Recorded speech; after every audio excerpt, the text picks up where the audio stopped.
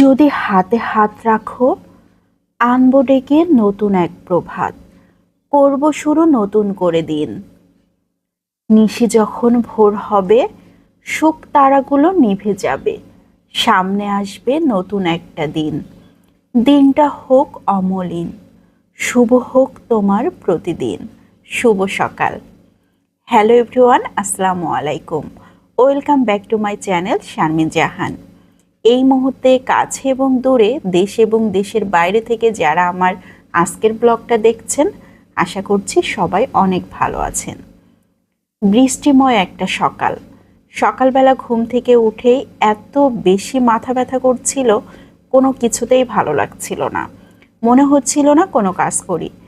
তারপরেও সংসার জীবনে যখন রয়েছি তখন তো কাজের শেষ নাই, কাজ করতেই হবে। বাসার সবার নাস্তা কমপ্লিট হয়ে গিয়েছে, যে যেভাবে খেতে চায় তাকে সেভাবেই করে দিয়েছি। এখন আমার নিজের জন্য নাস্তা তৈরি করছি। আজকে সকালবেলা একদমই খেতে ইচ্ছে করছে না, তারপরও খেতে হবে। না খেলে সারা দিনটা একদমই আর চলা যাবে না। এমনিতেই কদিন ধরে বেশ অসুস্থ, তারপরেও মোটামুটি আল্লাহ যেভাবে রেখেছেন আলহামদুলিল্লাহ অনেক ভালো আছি। নিজের জন্য জাস্ট 1 কাপ রং চা করছি, একদম সাদামাটাভাবে, যাতে খুব দ্রুত হয়ে যায়। আসলে এত বেশি মাথা ব্যথা নিয়ে কোনো কিছুই ভালো লাগছিল না, খেতে তো ভালোই লাগছে না, তারপর মনে হচ্ছে না কোনো কাজ করি। মাঝে মাঝে এমনটা হয়ে থাকে। আসলে এত বেশি বৃষ্টি হয়েছে সারা রাত, সকালবেলা উঠে দেখি এত মাথা ব্যথা করছে, তারপরও কি করব কিছুই বুঝতে পারছিলাম না। সবাইকে সবার পছন্দের খাবারগুলো করে দিয়েছি, সবাই তো যার যার কাজে ব্যস্ত হয়ে গিয়েছে। আমি এখন ওষুধ খুঁজে বেড়াচ্ছি। মাথা ব্যথা করছে, তার মানে সারাদিন আমাকে একটু ভালো থাকতে হবে, যার জন্য সকালবেলায় ওষুধ খেয়ে নিচ্ছি।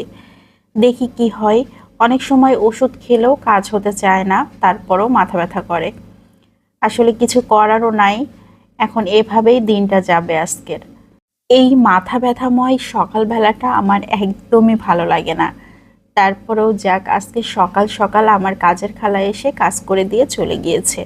বাসাটাও একদম নিরিবিলি। আমার নিরিবিলি থাকতে খুবই ভালো লাগে। মনে হয় এরকম নিরিবিলি থাকলে আমি একটু শান্তি করে থাকতে পারি। আর মেয়েটার পরীক্ষা চলছিল, সেটাও শেষ হয়ে গিয়েছে। তো আজকে বেশ একটু রিল্যাক্স, তারপরেও রিল্যাক্স থাকতে পারছি না। আসলে নানা ধরনের জটিলতা তো জীবনে লেগেই থাকে, তারপরও যাক সব কিছু মিলিয়েই ভালো আছি, এটাই আলহামদুলিল্লাহ। আসলে জীবনটা এখন মনে হয় বারোয়ারি একটি উপন্যাস।